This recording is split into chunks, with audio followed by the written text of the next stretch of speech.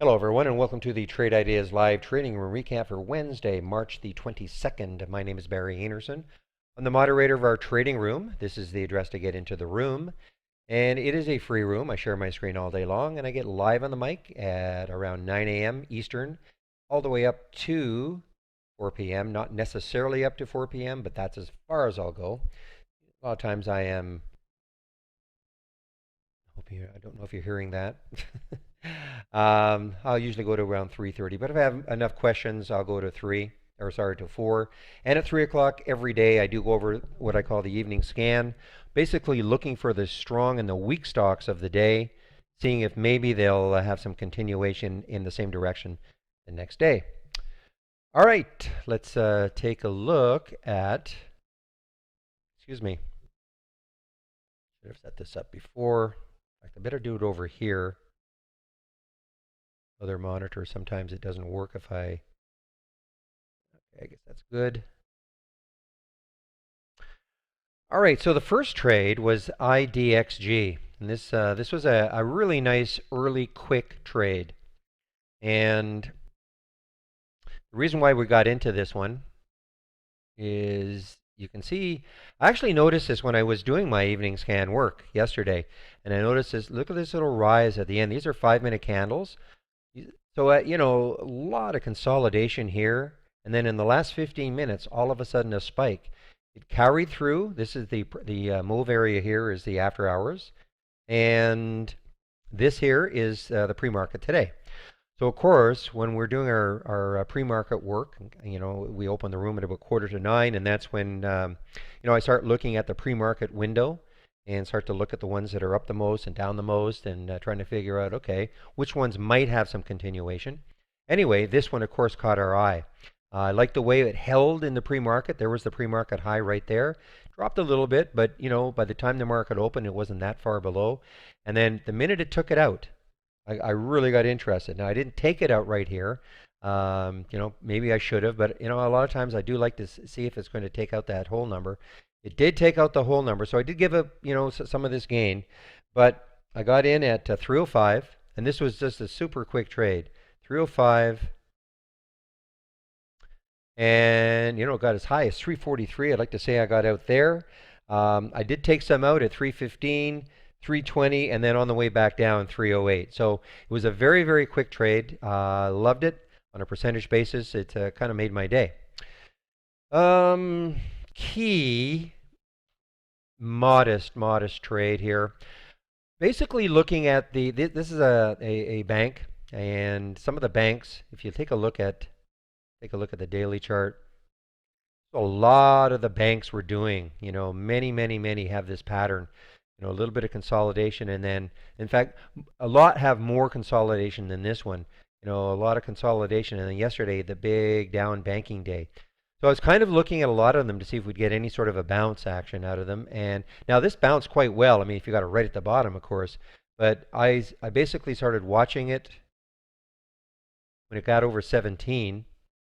So I took the trade right here, 1710. Took the trade at 1710. And looked like it was going to start to move. It was a little bit choppy. Got as high as 727. Did sell some out at 720, and then on the way down, I sold out. Now, I will watch these banks tomorrow. Maybe it's just not. Maybe they're just not ready yet for the bounce. And I'm not saying they will bounce, but I mean, there's a lot of potential void fills for these banks if they gain any traction. You can almost just throw a dart and pick some. So that was that one, and then let's see, MBLX, which I'm still watching.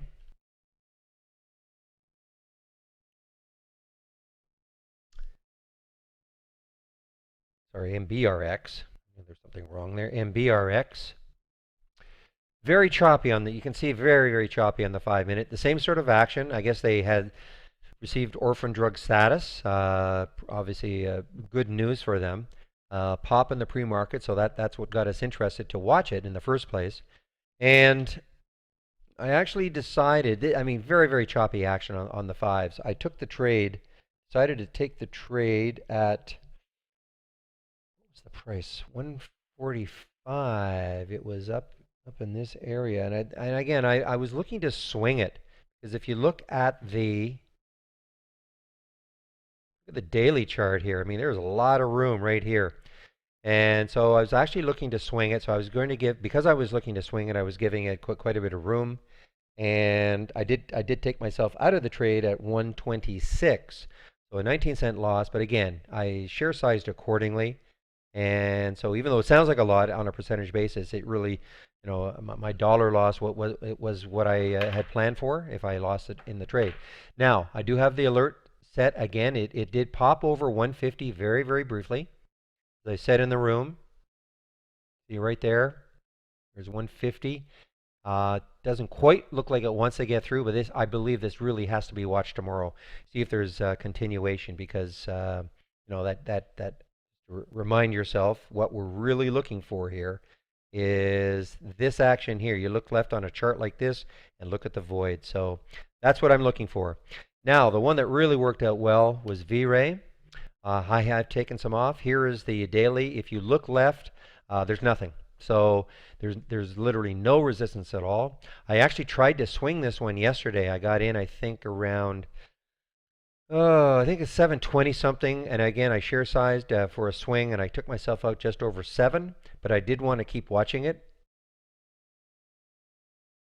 So on this time frame, on the 5-minute, I watched it, just kind of, poking around, doing really nothing. But this is what got me interested right here. This little pullback and then the pop here. I think, okay, I said, okay, taking it. Got in at 741. Still in the trade, but I have sold out. I have sold some at 17.7. And when I say 7, I have sold some at 760. So in this area, close. I've sold some up here, 774 and 790. Just in case it cannot break through.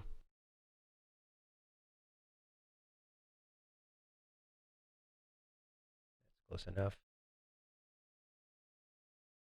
So just in case it cannot break through that $8 level. Now, somebody in the room said they had filed for a shelf 5 days ago. So we'll have to see. I'm not 100% sure I'm going to hold it. I might have to read the news a little bit just to see what the scoop is. But I will. But certainly, once it broke here, it turned out to be a really, really nice trade. Again, on a percentage basis, really nice gains. All right, well, that's about it. I'll get back into the room. A short, quick video. Again, this is how to get into the room. This is the address to get into the room. I usually open up at about 8:45 and get live in the mic at 9. Start taking questions. I take questions all day long, but of course, I am trying to trade, so you have to bear that in mind. But I will answer questions all day long, and then at 3 o'clock, I'll go over that evening scan to see if anything might be setting up for continuation plays the next day. All right, well, thanks for listening, and we'll see you in the trading room tomorrow. Bye-bye.